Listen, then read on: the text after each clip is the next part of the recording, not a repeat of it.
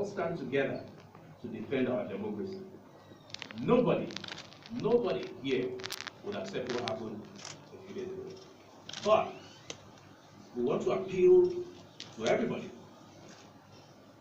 particularly to our PDP colleagues, that they should not use this as an opportunity to malign the party or the president.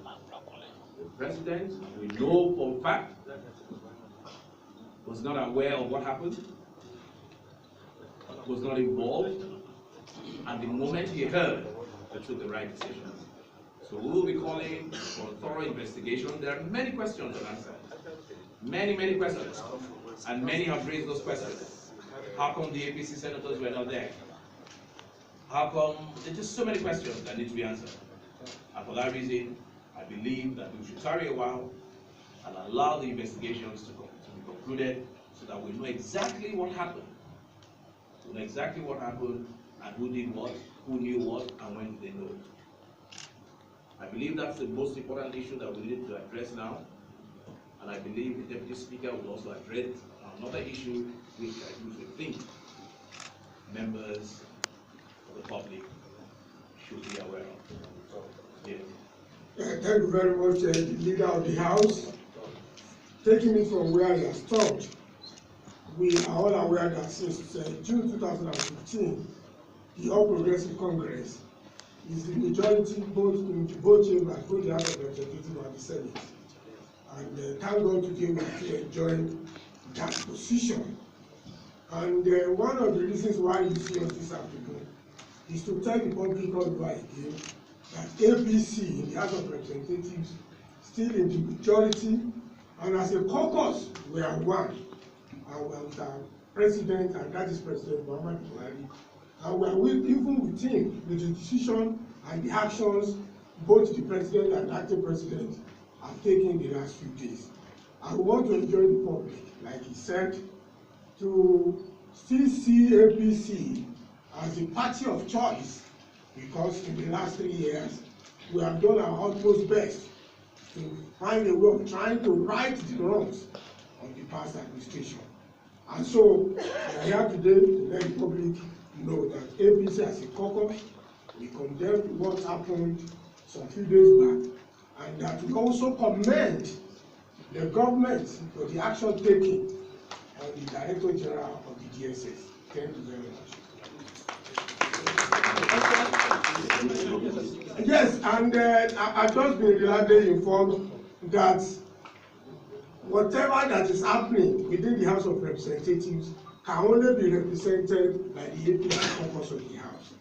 What we know is that in a system that is well fortified the way we are fortified in terms of majority, in terms of the caliber of people that are members of A.P.C and members of the House of Representatives, no other group can represent us better. So what we know in the House of Representatives is the All Progressive Congress caucus of the House. And so no other group can represent our objectives than what we are calling our A.P.C. Any questions? Yes, Doname.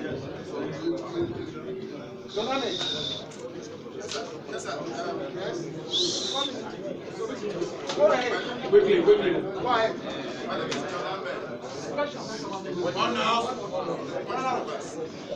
yes, I don't know whether your last your concluding statement on the other part is not known. Today you're referring to the Buhari support group. Whether the president is being run by that's the first one. No, thank you very much for that question. Thank you very much for that question.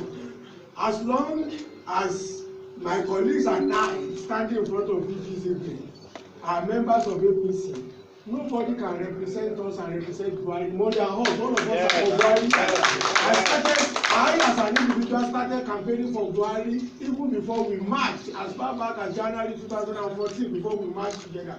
So as of today, the party in principle has agreed that Buhari is going to be our candidate in 2009. I said in principle because when the date of the primary is now finally announced, we're just going to go there to approve Buhari as a consensus candidate.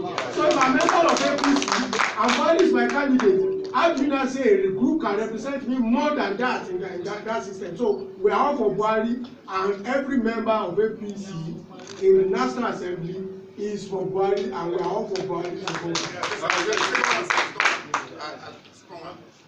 The President and the Speaker met the chairman of INEC yesterday, and we all know that part of the issues that led to the tension we had lately, the fact that the National Assembly is on break now, and there are requests from the President. I also awaiting National Assembly constitution.